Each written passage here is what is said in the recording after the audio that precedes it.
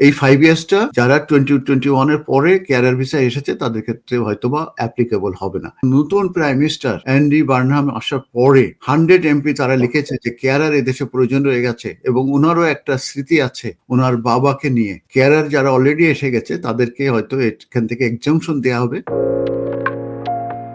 জি, আমি আপনার কাছে একটা জিনিস জানতে চাইতেছিলাম যে বেসিক্যালি আমার কাজিনের ওয়াইফ ও আছে যে হিউম্যান রাইটস অ্যাপ্লিকেশনে আছে আর কি। সো হিউম্যান রাইটস অ্যাপ্লিকেশন থাকা অবস্থায় ওই যে মেন্টাল হেলথের সমস্যা ছিল, আর মেন্টাল হেলথের সমস্যা ছিল, মেডিকেল সার্টিফিকেট গুলো সবকিছু দেওয়া হয়েছে, বা ওর হাজবেন্ড আবার যে কেয়ার ওয়ার্কারের কাজ করেছে, ও ফুল টাইম কাজ করতেছে, সবকিছু ঠিকই আছে। আর এখন কয়েকদিন আগে ওরা হোম অফিসে হঠাৎ করে সাডেনলি ওরা চাইছে যে আপনার যে জিপির অ্যাড্রেস দেওয়ার জন্য, তারপরে ওর সলিসিটার জিপির অ্যাড্রেস দিছে। এখন এই যে মানে ওর সিচুয়েশনটা আপনার কাছে কি মনে হয়, যে এটা কি গুড, মানে পজিটিভ কিছু যে ওর মেডিকেল রেকর্ডটা জিপির অ্যাড্রেসটা চাইছে আর কি? আর আরেকটা জিনিস হচ্ছে যে ওর যে হাজবেন্ড যে ছিল ও কেয়ার ওয়ার্কারে, ওর সেম ম্যারেজ হিসেবে কইরা ওর ভিসা ক্যান্সেল করে দিছিল। করার পরে 2 বছর কাজ করে নাই, তারপর জুডিশিয়ালি ফাইট করে যে কোম্পানিতে ছিল ওই কোম্পানিতে আবার জুডিশিয়ালি উইন করে ওই কোম্পানিতে আবার চলে গেছে। এখন 2 বছর যে কাজ করে নাই, এই কাজের কি জন্য ওকে আইএলআর অ্যাপ্লিকেশন করতে পারবে? দেখেন, আইলার অ্যাপ্লিকেশনে যে কি হবে এটা টু আর্লি। কারণ আইলার অ্যাপ্লিকেশনের সময় যে রিকোয়ারমেন্ট সেটা হচ্ছে যে আপনি অ্যাপ্লিকেশন করে দেবেন, ঠিক আছে? ওরা 1 বছরের HMRC-তে ক্রস চেক করতেই হবে কেস ওয়ার্কারের। এখন যদি ওরা 1 বছরের বেশি যদি 5 বছর ক্রস চেক করে এবং যে যদি দেখে যে ওদের ট্যাক্স দেওয়া হয়নি তাহলে তো এটা সমস্যা হবে। আর যদি ওরা 1 বছর ওদের ক্রস চেক করার কথা HMRC-র সঙ্গে এবং সেটা করে দেখলো যে না ঠিকমতো ট্যাক্স দেওয়া আছে এবং লেটার ফ্রম এমপ্লয়ার আছে, তাহলে হয়তো ভিসা দিয়ে দিল। এটা সম্পূর্ণ লাখের উপর নির্ভর করবে। কিন্তু লেজিটিমেট এক্সপেকটেশন কিংবা রিকোয়ারমেন্ট যেটা, সেটা হচ্ছে যে 5 ইয়ার্স তাকে কাজ করতে হবে, তার নেট যে ইনকাম সেটা তার ব্যাংকে আসতে হবে, ওটা কোম্পানির অ্যাকাউন্ট থেকে আসতে হবে এবং রেগুলারলি পে স্লিপ দিতে হবে এবং P60 দিতে হবে। তাহলেই তো আপনার এটা কোনো রকমের কোনো কি বলে ডাউট ছাড়াই এটা সাকসেস হবে।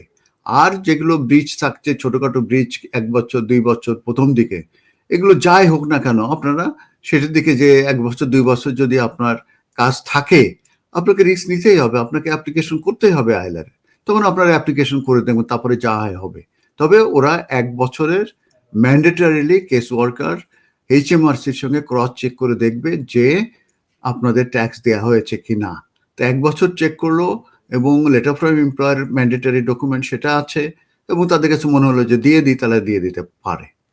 এই হচ্ছে ঘটনা। এখন 5 বছর চেক করে দেখলো যে না 2 বছর আপনারা কোনো কাজই করেননি, কোনো ট্যাক্সই দেন নাই, তাহলে তো এটা ব্রিচে পড়ে যাবে।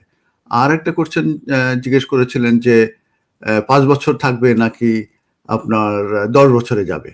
এখন কনসালটেশনের জন্য যেটা হচ্ছে সেটা নভেম্বরে হয়েছে।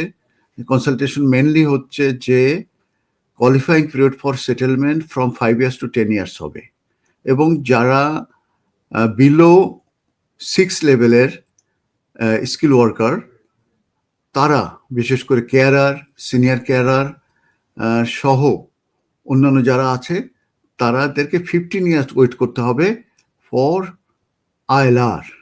এটাই কনসালটেশন হয়েছে এবং ফেব্রুয়ারিতে কনসালটেশন শেষ হয়েছে। এপ্রিলে ডিসিশন দেওয়ার কথা ছিল, দিতে পারে না, সেটা এখন সেপ্টেম্বরে চলে গেছে। এটার উপর ডিসিশন আসবে। তবে মেইন কোশ্চেন এখানে সেটা হচ্ছে যে এই রেট্রোস্পেক্টিভলি এটা ইফেক্ট হবে কিনা, যারা অলরেডি আছে সিন্স 2021 থেকে তাদের সঙ্গে এটা কার্যকরী হবে কিনা, এটাই হচ্ছে এখন এটা আসছে। এটির ব্যাপারে আমি গত সপ্তাহে আপডেট দিয়েছি, এখনো আপনাদের সঙ্গে আমরা বলছি, সেটা হচ্ছে যে রেট্রোস্পেক্টিভ ইফেক্ট হয়তো কার্যকরী হবে না।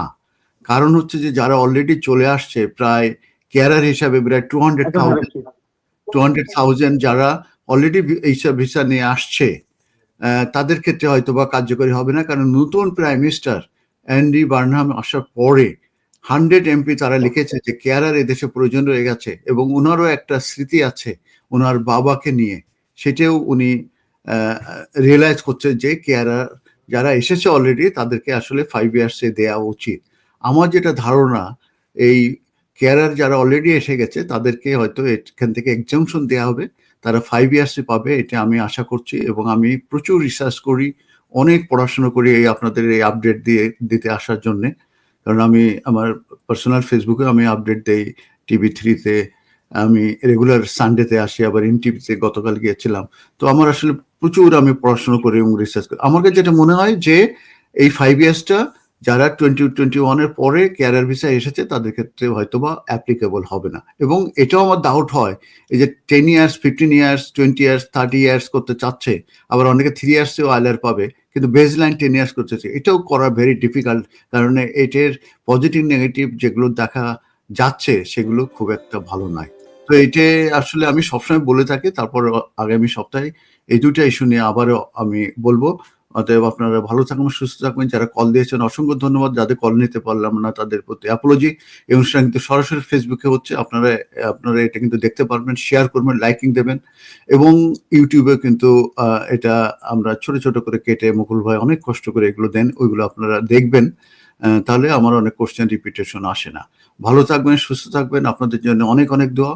হিট ওয়েভের জন্য পানি নিয়ে সবসময় যাবেন এবং নিজের স্বাস্থ্যের প্রতি যত্ন নেবেন এবং আমাদের জন্য দোয়া করবেন। আসসালামু আলাইকুম।